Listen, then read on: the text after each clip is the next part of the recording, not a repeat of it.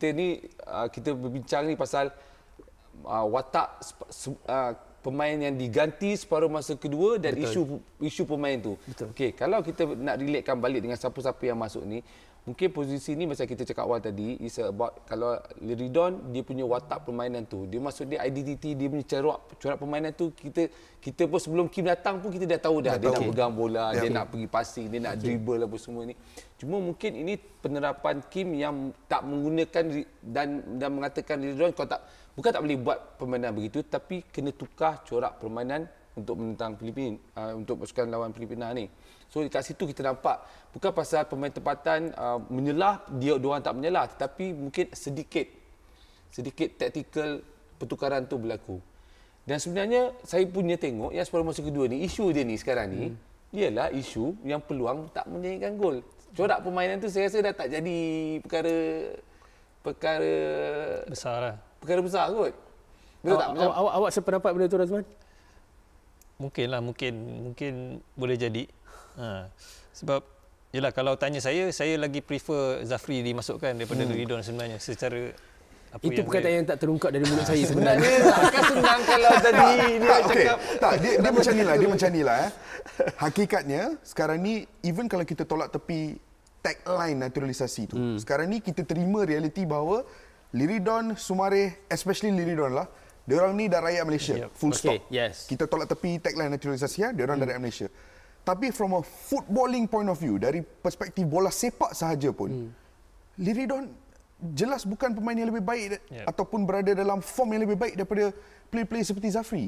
Dan kemasukan dia pada babak kedua tu memang betul-betul memperlahankan corak permainan Malaysia. Dikala pemain-pemain lain masih lagi cuba untuk push, masih lagi cuba untuk menyerang, kita ada seorang midfielder yang bila dia menerima bola terlalu lama dengan bola di kaki dan itu memberi impact. So persoalannya sekarang, berapa lama yang kita, bukan faktor naturalisasi ini faktor kualiti saja. Berapa lama yang kita masih mahu terus cuba menggunakan Liridon dikala dari awal tahun lepas bila dibuat debut sampai sekarang tak pernah ada satu game pun yang dia nampak convincing so far. Seorang penyerang pernah disebutkan dengan masalah ni dan dia dah tak ada dalam skuad ni. Aku tak nak sebut perkataan ni tapi aku terpaksa sebut. Tapi hakikatnya itu, kita bukan sebenarnya nak letakkan sebagai dia ni adalah scapegoat untuk satu perlawanan. Tidak. Bukan sebab dia naturalisasi. Tetapi kita bercakap it's just performance je kan? Yes, tetapi kita bercakap soal impact yang dia boleh offer dalam skuad. Itu sahaja. Dan balik pada poin tadi soalan yang saya tanya kat Abang Mawi kan. Kita bercakap soal kita tak boleh menafikan juga semua pemain, contoh pemain warisan atau pemain naturalisasi, contohnya macam Dion Kurs dan Corbin Ong. Corbin Ong hari ini bermain dengan sangat baik. Turun naik macam tak ada jantung, berlari je sepanjang 90 minit. Itu Corbin Ong. Kredit kena bagi pada dia. Aku sebenarnya ada soalan nak tanya Kak Razman. Razman dulu pernah main dengan Liridon di Melaka ke? Pernah. Sama tim kan? Okey.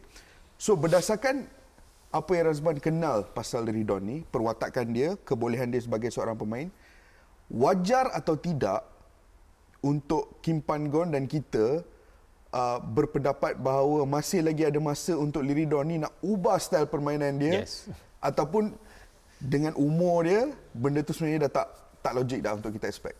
Dia sebenarnya cara permainan dia memang macam tu. Memang style dia macam tu.